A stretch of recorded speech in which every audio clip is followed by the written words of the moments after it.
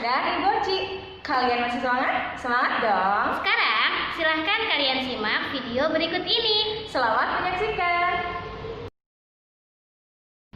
Pada pembelajaran kali ini, kita akan mempelajari tentang keberagaman makhluk hidup yang ada di lingkungan sekitar kita. Tujuannya untuk membuat kita lebih pandai, bijak, cinta, dan peduli terhadap makhluk hidup yang ada di lingkungan sekitar kita. Kalian ajak teman-teman untuk lebih sadar dan peduli terhadap makhluk hidup yang ada di sekitar kita. Kalian ajak teman-teman untuk melakukan pengamatan di lingkungan dan diskusi tentang makhluk hidup di lingkungan sekitar. Kalian cari ide-ide atau gagasan sederhana yang dapat menyelamatkan makhluk hidup di lingkungan dari kerusakan. Kalian terapkan ide tersebut setiap hari.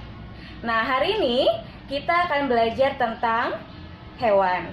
Nah, kita akan belajar mengenai ciri-cirinya,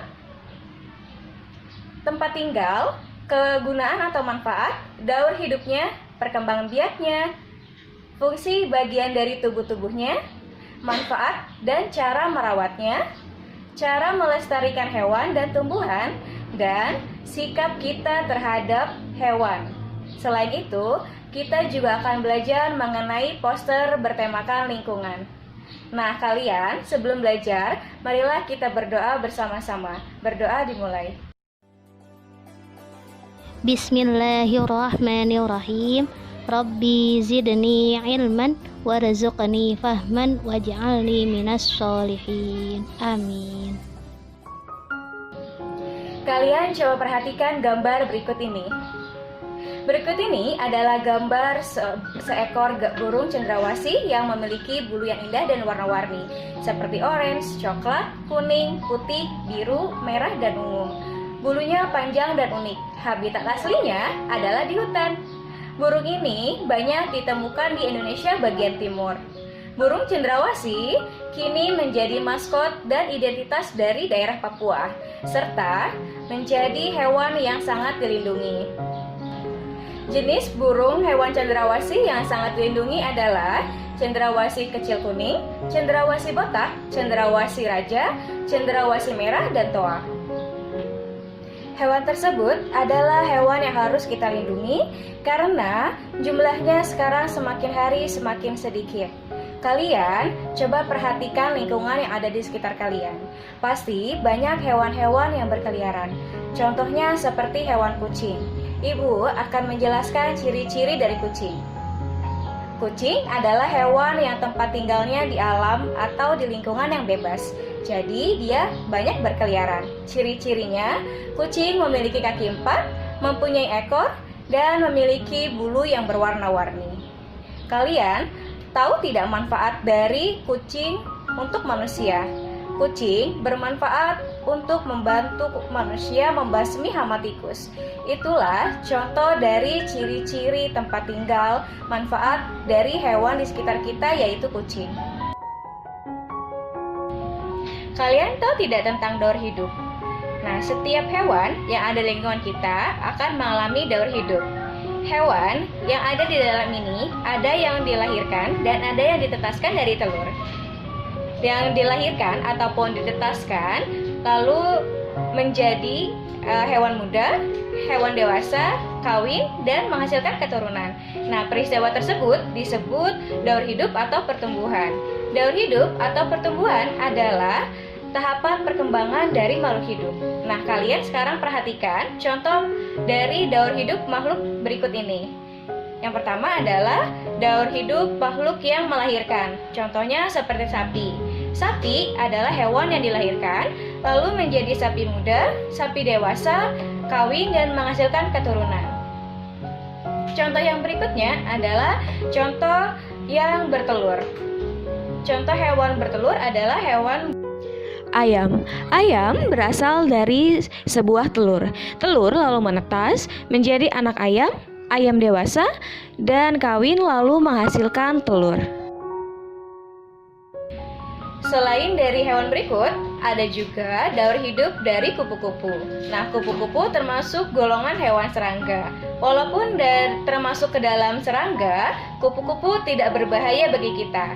Nah, daur hidup kupu-kupu bermulai dari telur yang melekat di daun, kemudian matang dan menetas.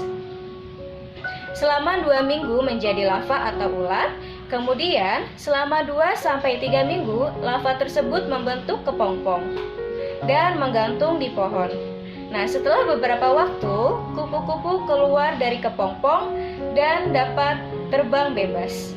Kupu-kupu dapat membantu proses penyerbukan bunga agar dapat berkembang biak menjadi buah.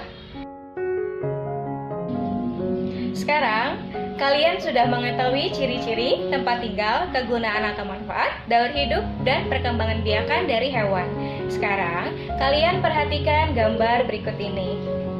Gambar berikut ini adalah gambar seekor hewan burung cendrawasih. Hewan tersebut memiliki bagian-bagian tubuh. Nah, burung cendrawasih ini memiliki bagian tubuh ada paruh, sayap, ekor, cakar, dan mata. Nah, sekarang kalian cari tahu fungsi-fungsi bagian dari tubuh hewan tersebut. Mata berfungsi untuk melihat, paruh untuk mencari makan, sayap untuk terbang. Nah, untuk fungsi yang lainnya, kalian bisa cari tahu atau bertanya ke ayah bunda yang ada di rumah. Setiap hewan memiliki bagian-bagian tubuh yang berbeda-beda. Ada yang memiliki kaki dengan jumlah yang berbeda-beda. Ada yang memiliki sayap dan tidak. Ada yang memiliki jumlah mata yang berbeda. Ada yang memiliki antena dan masih banyak perbedaan-perbedaan yang lainnya. Kalian bisa lihat dan perhatikan contoh hewan-hewan yang ada di sekitar kalian. Hewan dan tumbuhan di sekitar kita memiliki banyak manfaat yang biasa dimanfaatkan oleh manusia. Oleh karena itu, kita juga harus mengetahui hak dan kewajiban kita terhadap hewan-hewan yang ada di sekitar kita. Nah, berikut ini Ibu akan menjelaskan hak dan kewajiban kita terhadap hewan peliharaan atau hewan yang ada di rumah kita. Nah, contohnya adalah hak terhadap hewan adalah bermain dengan hewan peliharaan. Sedangkan kewajibannya adalah untuk memberi makan, memberi minum, membersihkan kandangnya, merawat, dan menjaganya.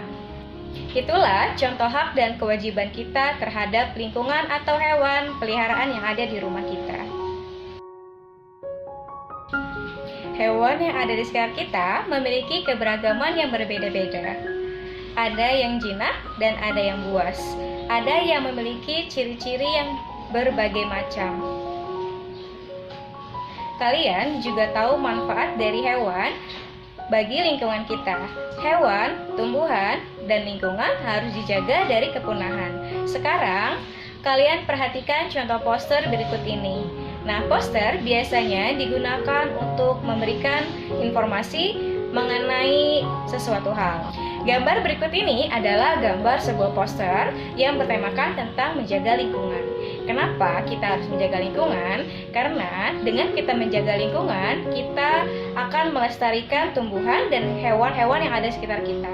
Kita tahu bahwa hewan dan tumbuhan sangat bermanfaat bagi manusia. Oleh karena itu, kita juga harus menjaga kelestarian dari lingkungan kita.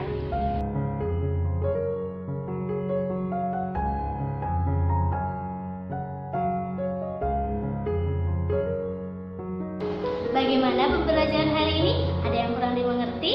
Jika kurang mengerti, bisa hubungi ibu guru ya. Pergi ke toko beli bunga mawar. Makan berat ketika lapar. Walau corona semakin menyebar, Tetap semangat dalam belajar. Wassalamualaikum.